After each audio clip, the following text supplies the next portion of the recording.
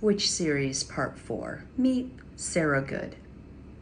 If you want a story that proves that the Salem witch trials were basically a community-wide let's bully the nearest vulnerable woman, Sarah Good, she was it.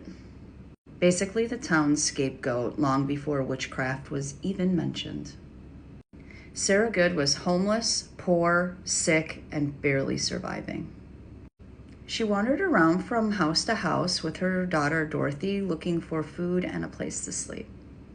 And in a Puritan world where poverty was seen as a moral failure, she had already had a target on her back.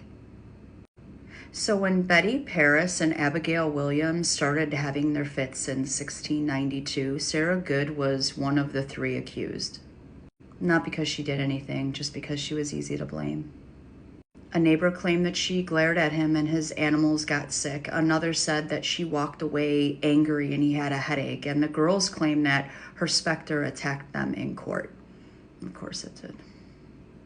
When Sarah walked into the courtroom, the girls immediately started convulsing like someone hit the panic button.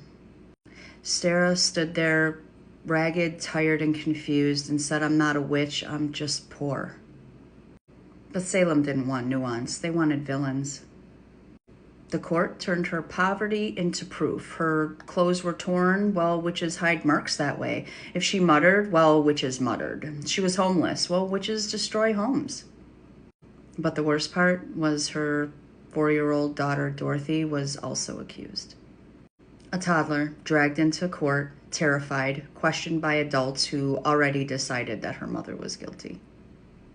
Dorothy broke under pressure and said things that she didn't understand, that she had a snake that talked to her. But when the court condemned Sarah, she didn't go quietly. She looked straight at Judge Noyes, the man that was pushing for her execution. And she said, "You are a liar. I am no more a witch than you are. And if you take my life, God will give you blood to drink." That's some powerful fucking shit. I would have never thought to say something like that at a time like that. And Salem lost their shit over that line. It became part of local legend for years. And Salem lost their shit over that line. That became part of local legend for years. Sarah Good was hung on July 19th, 1692, and her last words were, "I am innocent." Years later, Judge Noyes died of internal bleeding and choked on his own blood. People say that Sarah's curse found him. Sarah didn't die because she was a